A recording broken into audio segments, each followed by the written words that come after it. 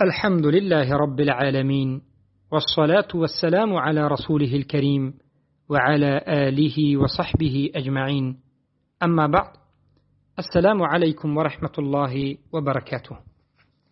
برادران و خواهران عزیز، بإذن الله سبحانه و تعالی در این صحبتم میخواهم سخنهای علمای اهل سنت و الجماعت را یکچند به شما نقل بکنم و به این جهمی ها و به این جهلای مرکب متعصب ها بیان بکنم که اینها گمراه هستند. بدانید که از سلف این امت تا امروز علما در مسئله حکم صحبت کردند و بیان کردند که هر کسی که به حکم غیر الله حکم بکند او کافر است. محمد ابن عبدالبر در کتاب تمهید در مجله چهارم صفحه 226 ذکر میکنند: وقد اجمع العلماء، ذکر میکنند از کی؟ از اسحاق ابن راهوی. میگویند محمد ابن عبدالبر که اسحاق ابن راهوی گفت که وقد اجمع العلماء ان من سب الله عز وجل او سب رسوله صلى الله عليه وسلم او دفع شيئا انزله الله او قتل نبيا من انبياء الله وهو مع ذلك مقر بما انزل الله انه كافر. به تحقیق همه علما اجماع نموده اند که هر کسی که الله را دشنام بدهد یا که رسول الله را دشنام بدهد صلی الله علیه وسلم یا که دفعه اعراض بکند، ترک بکند، پیروی نکند، اطاعت نکند، تطبیق نکند، به همین معناها چیز از نازل کرده الله را، و البته علما در اینجا دفعه رو به معنای ترک بکنه چیزی نازل کرده الله را دیده و دانسته، یا که به قتل رساند نبی از انبیای الله را، در حالتی که این مقر هست، در حالتی که اقرار میکند اون چی که الله نازل کرده است، پس او کافر است. یعنی یک انسان اقرار کند نازل کرده های الله را، یعنی الله اقرار بکند، رسول الله اقرار بکند، کتاب الله، احکام الله اقرار بکند و بعد از این یک نازل کرده الله را انکار بکند، پیروی نکند، اطاعت نکند، این اگر اقرار کند هم کافر است. پس امروزه حاکم های دولت دموکراتی اگر بگویند که ما مسلمانیم، نماز خوانند، روزه دارند، حج بروند و بعد از این دموکراتی را قبول بکنند، اگرچه حکم های الله نازل کرده را هم قبول بکنند، دموکراتی را هم قبول بکنند و به دموکراتی حکم بکنند، اینها کافرند، مشرکند، مرتدند و مناط کفرشان اعراض، تولی و امتناع هست. اینها شریعت الله را ترک کردند، روی گردانیدند، امتناع کردند.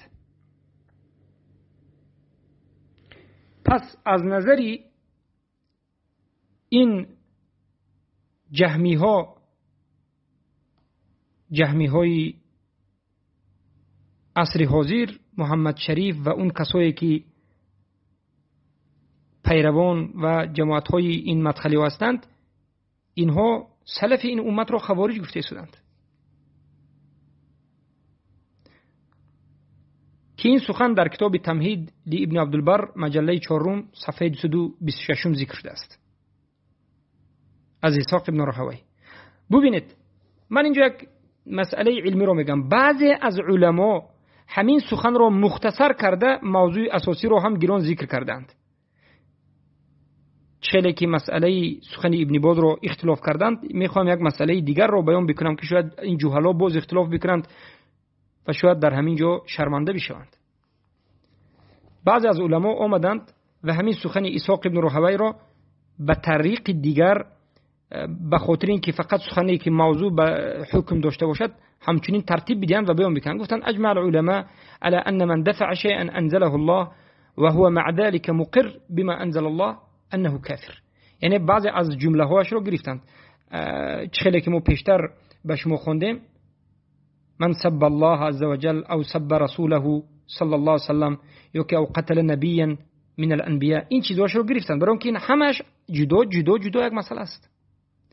و گفتند که اسحاق ابن راهوی نقل کردند که علما اجماع کردند که هر کسی که دفع بکند، یعنی اطاعت نکند، پیروی نکند و این بگیم ترک بکند چیزی از الله نازل کرده را، در حالتی که او مقر به نازل کرده الله است کافر است. یعنی به این طریق جمله را ترتیب دادند و البته که این خیانت نیست و معنا دیگر نشد و همچنین علما کردند. حالا که ما اصلی سخن را ذکر کردیم که چگونه است. پس البته کفر این حاکم ها کفر عملی است.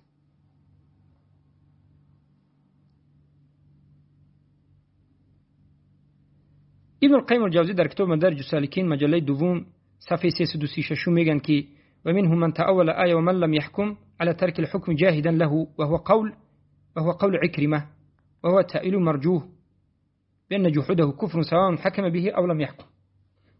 این هم یک رد آشکار واضح به جهمی ها است که حکم کردن به حکم غیر الله را فقط کفری اعتقادیش را قبول میکنند و جحد را میدانند، اما کفر عملی را قبول ندارند. شیخ ابن القیم الجوزی میگن که و از آنها گفتند در تعویل آیت و من لم يحكم، هر کسی که یعنی حکم نکند به حکم الله نازل کرده کافر است، گفتند که این همون وقت کفر اکبر است که کسی ترک بکند حکم الله را در حالت انکار جاحد یعنی اعتقادی انکار بکند. و این قولی کریمه است گفتند و این تعویل مرجوع است گفتند. این سخنی یعنی مرجوع است، قبول نیست گفتند. جحد کردنی حکم الله این کفر است. اگرچه انسان حکم به حکم الله بکند هم اگر حکم الله را قبول نداشته باشد این کافر است. مثلا یک پادشاه به حکم الله حکم بکند لیکن همین حکم قبول نکند کافر است، اگرچه به حکم الله حکم بکند. این یک کفر مستقل است و هر کسی که حکم الله را ترک بکند و مطلقاً به حکم غیر الله ترک کند این با یک کفر دیگر است که این کافر است. سبحان الله. لیکن این جهلای مرکب نفهمیدند. البته یک روایت شدید رو حالا ذکر میکنیم، شاید در بالای این جهمی ها دوتاز کنند، کفتکو بکنند و باز خیانت کرد بگویند، لیکن علما این سخن را گرفتند و شاگردان محمد ابن ابراهیم ذکر میکنند. میگویند که شیخ محمد ابن ابراهیم بیان کردند و خیلی که همین سخن را حمود ابن عقل شعیبی هم گفتند و در کتابش علی ابن خزیر هم آورده است. میگن که لو قال شیخ محمد ابن ابراهیم گفت، محمد ابن ابراهیم استاد ابن باز گفت. البته استاد ابن باز تحکیم القوانین یک رساله دارند که در اول همین رساله دموکراسی رو کفری مستبین و کفری اکبر و کفری آشکار واضح بیان کردند و حکمش البته معروف است که کفر است و خارج الملت اسلام است. شیخ میگن که محمد ابن ابراهیم لو قال من حکم القانون اگر بگوید در کسی که حکم میکند به قانون چی؟ یعنی به حکم غیر الله نازل کرده، انا اعتقد انه باطل، من اعتقاد میکنم که همین قانون حکم غیر الله باطل است. و باز یعنی اعتقاد بکند که حکم الله باطل است اما بعد از این باز حکم به حکم غیر الله بکند، فهذا لا اثر له، این اعتقادش به او هیچ اثری ندارد. بل عزل للشرع كما لو قال احد، بلکه این عزل یعنی بیکار کردن شریعت است. چخیلی که یک نفر بگوید انا اعبد الاوثان و اعتقد انها باطله، من اوثان را عبادت میکنم، یعنی غیر الله را عبادت میکنم و اعتقاد میکنم که این باطل است. این سخنش نجات نمیتید، این اعتقادش نجات نمیتید، این مشرک میشد. یعنی یک کسی بیاید بگوید که من غیر الله عبادت میکنم، قبر، درخت، سنگ عبادت میکنم، سجده میکنم، رکوع میکنم، این عبادت میکنم و اعتقاد میکنم که این باطل است، همین عمل باطل است. آیا به همین سخنش نجات مییابد؟ نه، همون عبادتی کردش که مشرک میشد. عبادت رو به غیر الله انجام بدهد و غیر الله رو باطل داندم لیکن عبادت رو به او انجام بدهد، این مشرک میشد. و همچنین هر کسی که حکم غیر الله را باطل داند اما به حکم غیر الله مطلقاً حکم بکند، به مانند دموکراسی، علمانی، لیبرالی، سکولاریستی که 100% از 1 تا 100 تمام نظام را در یک حکومت در بر گرفته است حکم غیر الله و حلال های الله را حرام و حرام های الله را حلال میداند. البته که این دولت کافری و قانون برآورنده‌اش کافر و این حکم کفر است. و کسانی که به نام طالب علم یا علما این دولت‌های دموکراتی را طرفدار میکنند، اینها طاغوت پرستان و جهمی ها هستند و اینها در خطری بزرگ هستند. با مانند محمد شریف عبدالعلیم و برادرش و جماعتش، این خوبسا کارگران دست طاغوت، این مدخلی ها خورندگان پول طاغوت و دفاع کنندگان طاغوت هستند و حالت اینها را، حالت محمد شریف و برادرش و دیگر طالب علمایی که هستند، قسم به الله از دیگر طالب علمان اهل سنتی که در مصر بودند و هستند بپرسید که اینها کی هستند، اینها چگونه زندگی میکنند، از کجا مبلغ میآید و به خاطر چی و اینها چرا هجوم به اهل سنت میکنند. این شاگردان رسلان جهمی، این شاگردان هشام البیلی جهمی، این شاگردان محمد ابراهیم القبا، اینها همه اش جهمی های طاغوت پرست هستند. و البته سخن محمد ابن ابراهیم در کتاب فتاواش ذکر شده است و این را ما از کتاب حمود ابن قل شعیب، یکی از کتابهایشان، و علی ابن خضر خزیر و خالد المرز الغامدی که نقل کردن از اون کتابها ذکر کردیم. جساس رحمه الله در زیر آیت فلا و ربک لا یؤمنون حتی یحکموک، آیت سوره نساء ذکر میکنند و میگویند که یعنی الله وقتی که قسم میخورد و حقیقت ایمان را نفی میکند از کسایی که پیامبر را بینشان داور قرار نمیدهند، در زیر این آیت میگوید که و فی هذه الآیه دلالة على أن من رد شيئا من أوامر الله تعالى وأوامر رسوله صلى الله عليه وسلم فهو خارج من الإسلام، سواء رده من جهة الشك فيه أو من جهة ترك القبول والامتناع من التسليم. یعنی در این آیت دلالت است بر این که هر کسی که رد بکند چیزی از اوامر الله را، امرهای الله را، یا از اوامر احکام رسول الله صلی الله علیه و آله آورده را، پس این انسان خارج شده از ملت اسلام. فرق ندارد که رد کردهش از جهت شک است یا از جهت ترک قبول و امتناع از تسلیم است. در کتاب احکام القرآن جساس مجله سوم صفحه 181 ذکر شده است. و البته ما این سخن رو هم از کتاب علمایی که در این باب نوشتن ذکر کردیم. شاید علما جمله رو برای فهمیدن طالب علمان ذکر کرده باشند. پس آیا این حکومت های طاغوتی که امروز وجود دارد، این حکومت های طاغوتی، دموکراتی، علمانی، لیبرالی، حکم های الله را رد کردند یا نکردند؟ والله رد کردند. مثلا در حکومت تاجیکستان یک نفر اگر زنی 2 و 3 یا 4 بگیرد که الله در قرآن حلال کرده است، سوره مائده رو نظر بکنید، الله حلال کرده است. و فانكحوا ما طاب لكم من النساء مثنى وثلاث ورباع. 2 3 4 حلال است. در تاجیکستان اگر فهمن که شما 2 3 4 زن دارید، شما را ترمه میکنند، حبس میکنند. این جریمه است، از نظر اونها حرام است. حلال الله را حرام کردند. البته جهمی ها، این محمد شریف جهمی و این جماعتش و طاغوت پرستان تعویل و تحریفات دارند، لیکن حقیقت همین است که اینها حرام کردن حلال الله را. حرام کردن از عمل اونها، چه خیلی که ابن سیمین گفته است و چه خیلی که ابن جریر طبری هم میگن، اولو میبریم از عمل اینها فهمیده میشد که یک حلال کرده الله را وقتی که انجام میدید شما را جریمه میکنند، ترمه میکنند.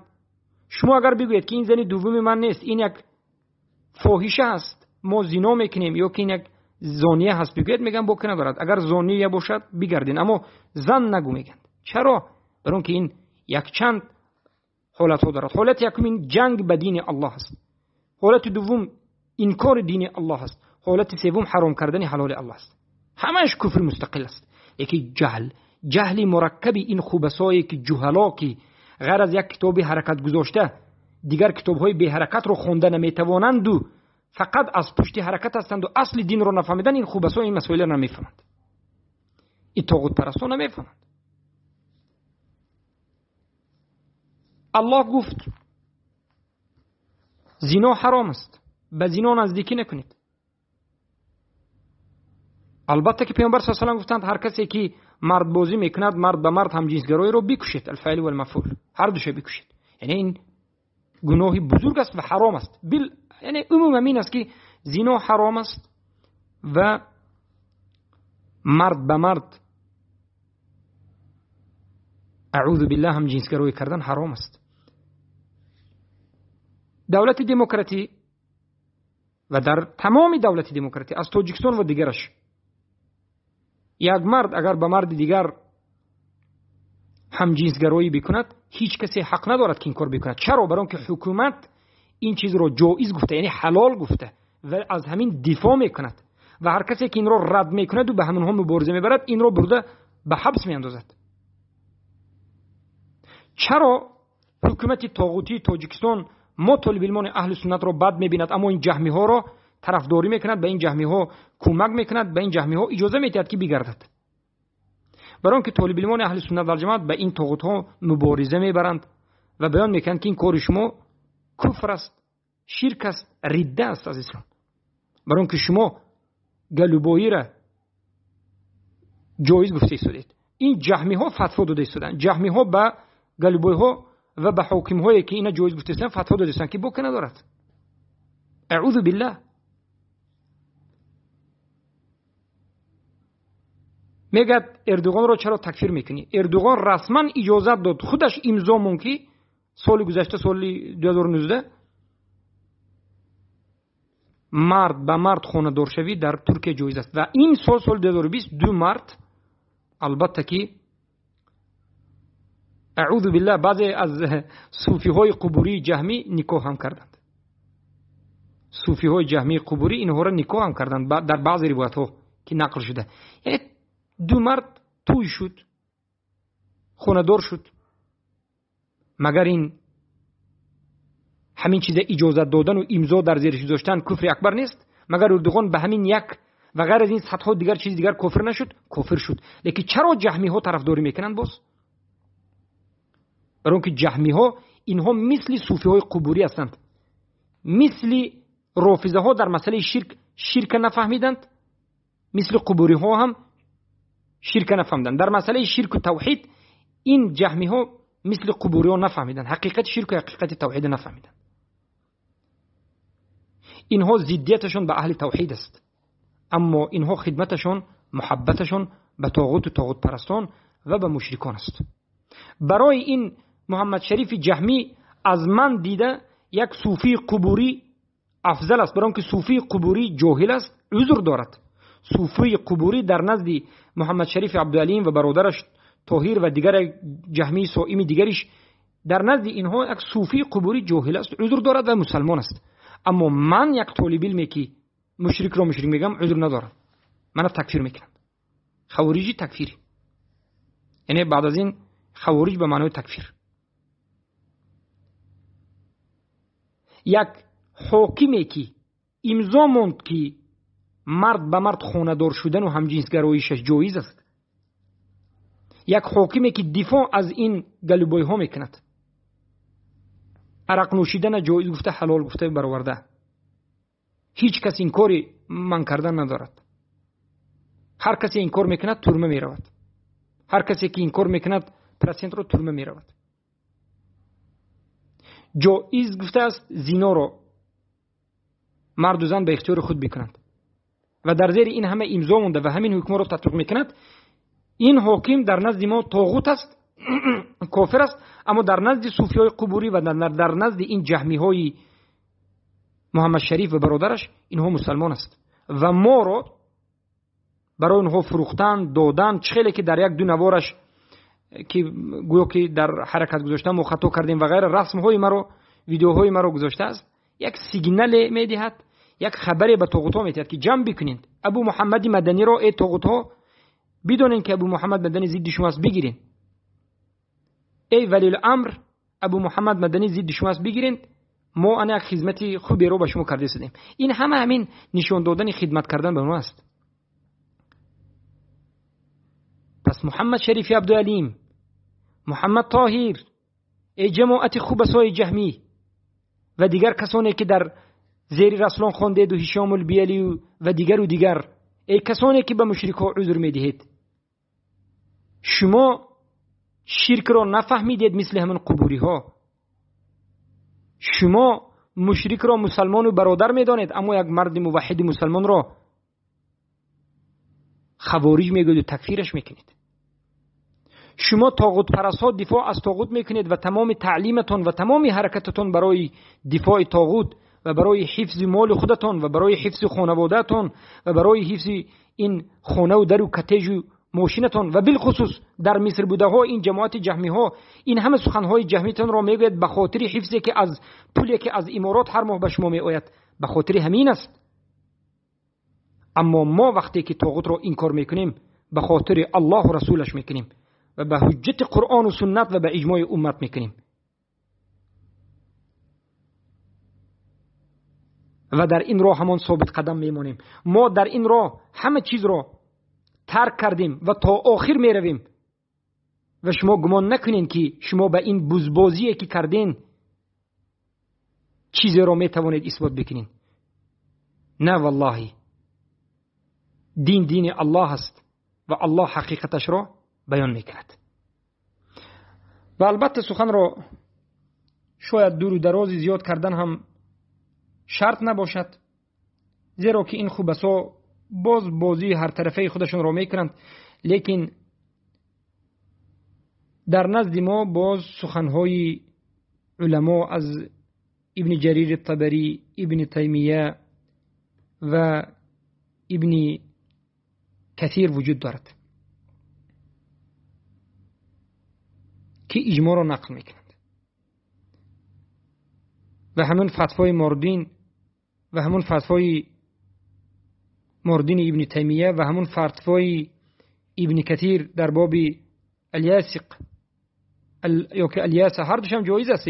جهمی های جهلا معروف است، همون اجماع برای ما کافی است، لیکن برای شما باز دیگر چیزها را ذکر کردیم. پس بیایید در گردی اطراف مسائل دور نزنید، بیایید به بین مردم براییم و در همین مسئله ها صحبت بکنیم و حقیقت را به مردم بیان بکنیم که شما دینتون از یک اثری ضعیفی ابن عباس که صحیح نیست گرفته شده است. همون اثری که از طریق سفیان ابن عینه، از هشام ابن جریج، از طاووس، از ابن عباس آمده است ضعیف است. دین شما در بالای اثری ضعیف است.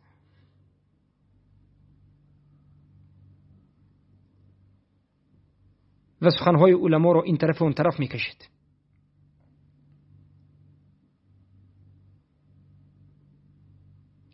حالا که لفظهای صحیح دیگر است. هي كفر هو به كفر كفى به كفره، شلکی بسند صحیح از ابن عباس عبدالرزاق در بگویم مصنفش و ابن جریر الطبری در تفسیرش ذکر کرده است. اما شما مقصدتون فهمیدن حق نیست. مقصد شما فقط باز همون شبهه خود، باز همون دین ساخته خود را ترغیب و تشویق کردن است. ما در سخنهای پیشتر سخنهای احمد شاکر را گفتیم و سخنهای دیگر از علما را گفتیم، شاید تکرار کردنش حاجت ندارد.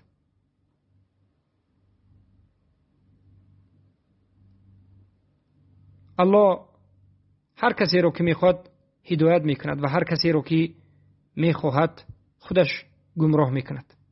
هدایت کننده بجز الله وجود ندارد و گمراه کننده بجز الله وجود ندارد. شاید در حلقه آینده باقی مانده سخنهای علما را ما در این باب ذکر بکنیم. بارک الله فیکم و حیاکم الله.